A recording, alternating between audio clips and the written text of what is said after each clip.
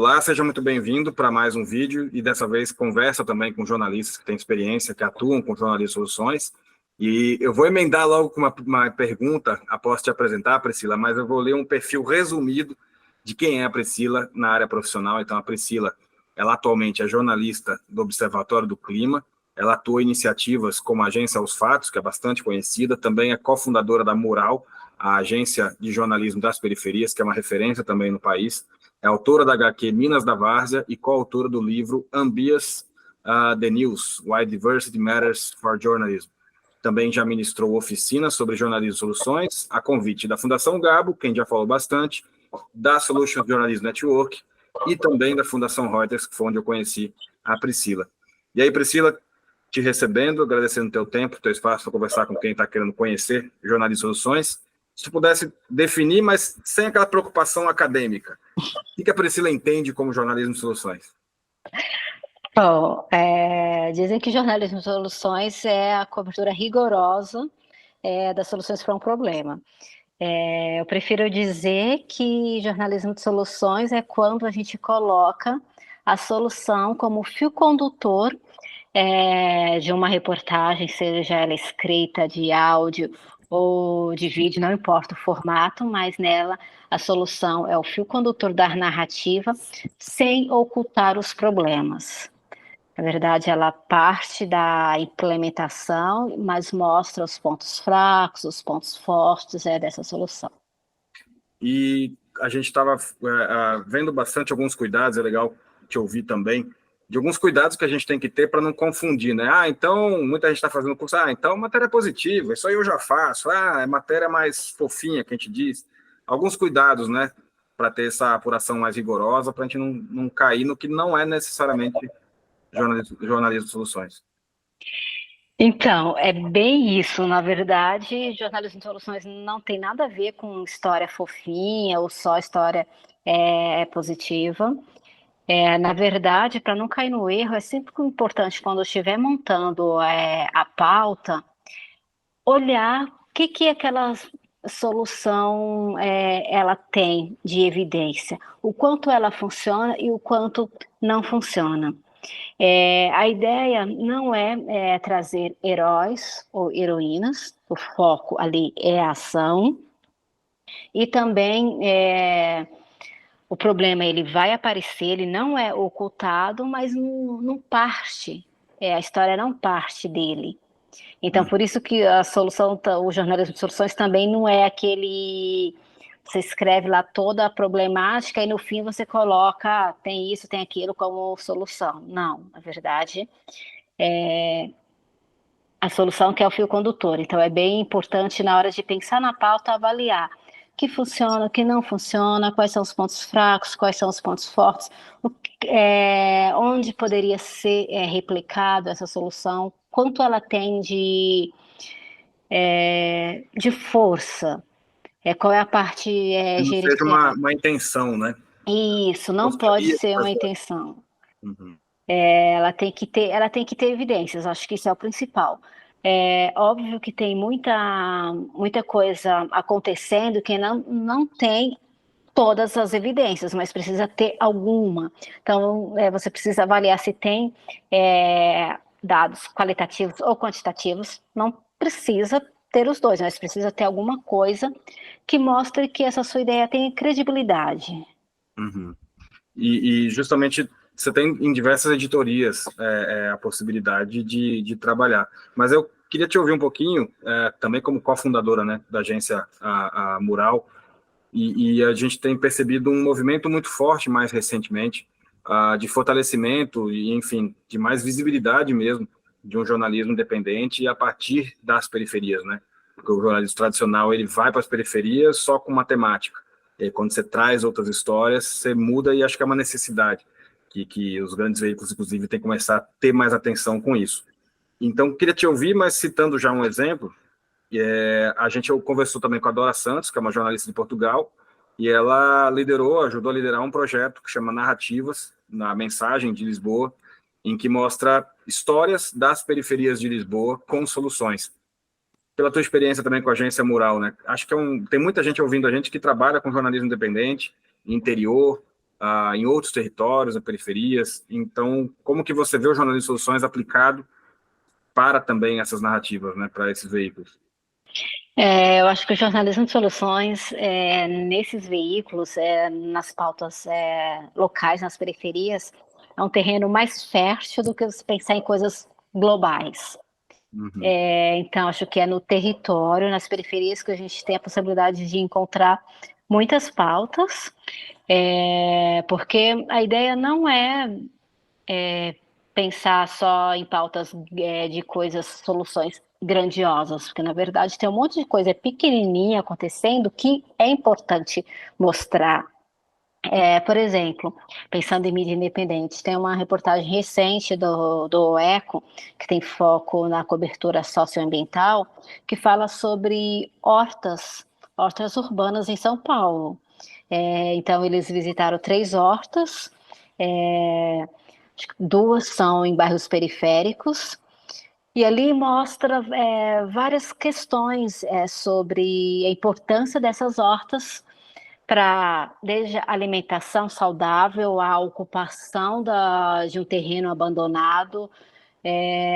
Então, é um terreno bem fértil, assim, a gente pensar nas periferias e olhar para as periferias nas pequenas, grandes soluções que estão acontecendo. E nessa linha que você falou, né, de ser um fio condutor da solução, mas sem esquecer do problema. Você não está contando a história só de uma horta.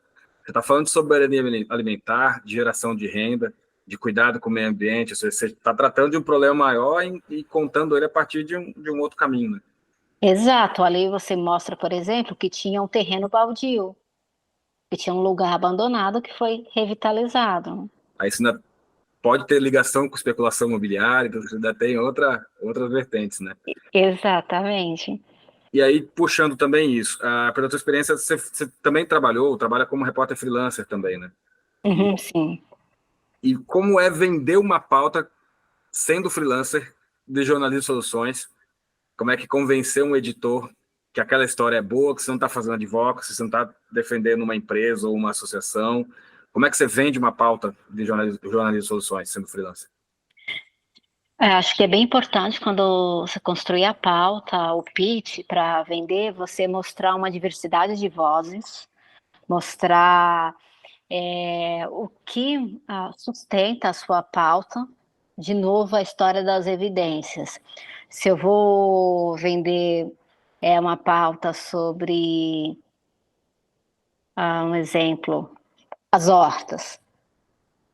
Qual a evidência que eu tenho para mostrar de que essas hortas são realmente eficientes, que elas têm qualidade, que elas estão trazendo algum benefício para aquela região? Então, é importante você mostrar ali no pitch, lá em poucas palavras, quais são as evidências, quais são se tiver dados, quais são os dados quantitativos, quais são os dados, se tiver só informações qualitativas, quais são essas informações, e também mostrar a diversidade de vozes. Você não vai entrevistar só uma pessoa, só aquela pessoa que está fazendo aquilo. Você vai entrevistar um conjunto de pessoas que sustentam aquela pauta. Não, perfeito. E a gente, bom, entrando também nessa linha da mensagem, por que a gente faz o que faz, né? Não só com periferia, mas também nessa questão do clima. Conversamos aqui com a Maristela Crispim, da agência Eco Nordeste. Ela falou, olha, faço jornalismo de soluções sobre o Nordeste, para mostrar que o Nordeste é muito mais do que boa parte das pessoas sabem. Eu tenho desenvolvido trabalho na Amazônia Vox para justamente mostrar soluções da Amazônia por iniciativas locais. Então, quem quer encontrar, e acho que tem muito a ver com reacender paixão pelo jornalismo, né, Priscila? Quem faz jornalismo de soluções. Sim, sim, porque você tem que ter um olhar apurado e não é um negócio assim mecânico, é algo que, como eu posso explicar? Que vai além de colocar xizinho na quantidade de pautas que você vai fazer. Você tem que olhar para os lugares, tem que olhar para as pessoas. Acho que tem que ter um olhar mais humano. E você acha que os veículos estão dando mais espaço para isso e tem audiência para isso? E aí, bem no acho, não sei se tem pesquisado alguma coisa assim, mas você já atua com jornalismo de soluções há um tempo. Você acha que está tendo um movimento maior? Olha, eu acho que na nossa realidade, vivendo no Brasil, pensando em América Latina, é bem desafiante, porque a gente é sobrecarregado todos os dias com um monte de problemas, problemas que a gente, um monte de problema que não tem como a gente deixar para lá. Nós temos redações super enxutas, mas eu acredito que tem sim espaço, principalmente nesses veículos alternativos. E eu acho que também tem um apelo do público. Eu vou falar aqui algumas informações. Em setembro do ano passado, o Instituto Reuters publicou uma pesquisa chamada O que a audiência diz querer em 4 países. Quais eram os países? Estados Unidos, Reino Unido, Brasil e Índia. No Brasil, eles tinham várias perguntas. Na pergunta sobre jornalismo de soluções, sobre a abordagem com soluções, 60% das pessoas entrevistadas no Brasil consideraram muito importante, consideraram essa abordagem muito importante. Então, a gente tem dados.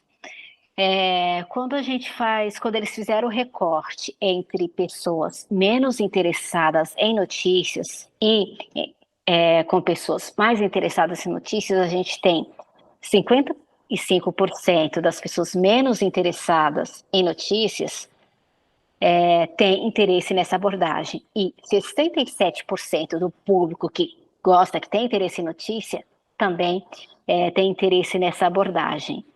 Então, a gente tem dados que mostram que as pessoas querem, elas estão cansadas e elas querem ver outras abordagens também. Eu acho que E essa elas virada existem, né? e importante pesquisa, assim, para a gente sair daquela posição contemplativa, né, de olhar a pesquisa e ok. Acho que os veículos de imprensa, também os tradicionais, têm que entender que eles não podem mais fazer jornalismo para jornalista ou para governo ou para algoritmo, né? Tem que fazer para as pessoas entender o que elas querem, né? Exato. Essa pesquisa, por exemplo, ela durou 3 anos, então não é uma pesquisa assim, Informes ali relâmpago. Isso. que respondem e pronto. E aí, queria entender um pouco como é que é teu trabalho hoje também no Observatório, né, do Clima, que acho que é uma referência para muita gente que trabalha com esse assunto. Se tem alguma ligação, se você carrega de alguma forma o Jornalismo de Soluções para esse trabalho também, ou não, ou tem... Não, no Observatório do Clima, eu não trabalho com jornalismo de soluções, eu fico mais na cobertura do dia a dia, então acompanho muito lançamento de pesquisa, estou cobrindo bastante questão de energia e de petróleo, que é um super problema, e a solução ela tem que ser global, então é mais complicado, mas nessa área de meio ambiente, não sei se ainda existe o Plena Mata, que eles tinham acabado com essa parte de solução, mas eu fiz uma reportagem para o Plena Mata no ano passado, que fala que tem relação com questões de meio ambiente, que foi sobre mulheres no Pará que atuam para proteger os mangues. E aí, nessa reportagem, eu falava dessa iniciativa, dessa rede de mulheres que foi formada, que trabalhava desde a proteção até também a educação financeira, todo esse tipo de coisa, porque são marisqueiras, né? E ali a gente também trouxe a questão do clima, porque mangue protegido é super importante para o clima. A gente sabe que os mangues, eles absorvem carbono. Então, no meu dia a dia, eu não trago muito isso, porque eu estou numa cobertura mais do que está acontecendo naquele momento, mas em outros momentos já tive a oportunidade de mostrar. E aí, entrando nessa parte mais ambiental, né? A gente sabe e a gente fala muito do jornalismo de soluções, talvez olhando para a cidade e, enfim, alguns problemas, e aí olha para educação, para segurança, para saúde, mas acho que na questão ambiental tem uma infinidade de oportunidades aí para cobertura, né, de jornalismo de soluções. Nossa, tem bastante coisa.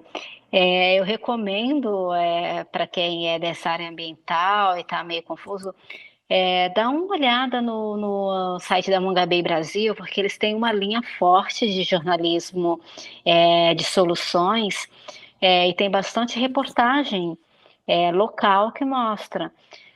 Por exemplo, tem uma reportagem que eu vi desse ano que fala sobre a plantação de algodão agroecológico. E ali eles trazem a questão de como melhorou ali o meio ambiente, aquela área mental do algodão que não está usando agrotóxico, como que as pessoas estão fazendo renda. Tem outras reportagens também que eles mostram bastante sobre indígenas que estão restaurando áreas degradadas. Teve uma reportagem sobre o povo Pataxó, que restaura áreas degradadas para formar um corredor ecológico no sul da Bahia. Então, tem bastante coisa e em várias regiões, ok? A gente tem que fazer aquele trabalho de formiguinha de procurar onde que estão essas iniciativas, né? Então, perfeito. Para a gente encerrar, queria que você comentasse um pouco também de formatos, né? Por conhecer também diferentes maneiras de comunicar, e não só aquela matéria extensa, né? Você tem diferentes formas e formatos de fazer jornalismo. Você pode dizer alguns exemplos que você lembre, ou que você tenha trabalhado, mesmo de história em quadrinho, ou de programa de rádio, que dá para aplicar o jornalismo de soluções? O jornalismo de soluções ele dá para aplicar em todos os formatos. Eu já fiz em texto e em quadrinhos. Teve uma reportagem que eu fiz durante a pandemia, que foi para um veículo polonês chamado Outriders. E foi uma reportagem toda em quadrinhos. Infelizmente, eles reformularam o site e aí não dá mais para acessar a reportagem. Mas ela foi até premiada pelo ICJ. Então, dá para trabalhar com quadrinhos. Tem reportagem em vídeo. O exemplo que eu falei das hortas é em vídeo. A TV Brasil fez uma reportagem bem interessante há algum tempo sobre violência contra as mulheres, e foi em vídeo também, foi uma reportagem mais longa. Tem um especial do Nexo sobre SUS, que junta gráfico, partes em áudio, texto, então dá para você ser bastante ambicioso, assim, e fazer diferentes formatos, não ficar só no texto. Um último exemplo, tem uma reportagem da Beatriz Jucá, que ela fez uma série sobre cisternas no Nordeste. Ela também traz essa questão, como nordestina, de mostrar as pessoas de diferentes regiões do Nordeste como protagonistas, como seres humanos, sem aquele negócio estereotipado. E ela fez uma reportagem com texto e fotografias. Fotografias maravilhosas, então dá para usar todos os formatos, né? Do texto ao vídeo, ao quadrinho. Eu falando aqui com o microfone desligado, mas é isso. Eu acho que a gente tem muitos caminhos mesmo, e até mesmo para rede social, né? Um TikTok da vida, um Reels, você consegue um minuto e meio. Olha, o problema é esse daqui, e eu vim conhecer essa solução. Então, tem como, né? Sim, dá Eu acho que para você usar resumiu bem, bastante. e aí, agradecendo, e queria te ouvir um pouco para a gente encerrar, que você fala bem, né? A questão de ser o fio condutor. Então, Exato. em resumo de um curso de 4 semanas, dá para dizer isso: vira a chave. É isso? O jornalista Sim, vai. exato. Vira a chave. é, Tenta. O negócio é árduo, mas dá. Não é um negócio para fazer para notícia de última hora, mas talvez a notícia de última hora ela pode ser o gatilho para uma próxima reportagem. Perfeito. Então é isso. Priscila, muitíssimo obrigado pelo teu tempo. Muito Certamente obrigada também vou colocar pela nos conteúdos aí alguns links de reportagem que você comentou. E obrigado. Obrigado pelo teu trabalho, por tudo.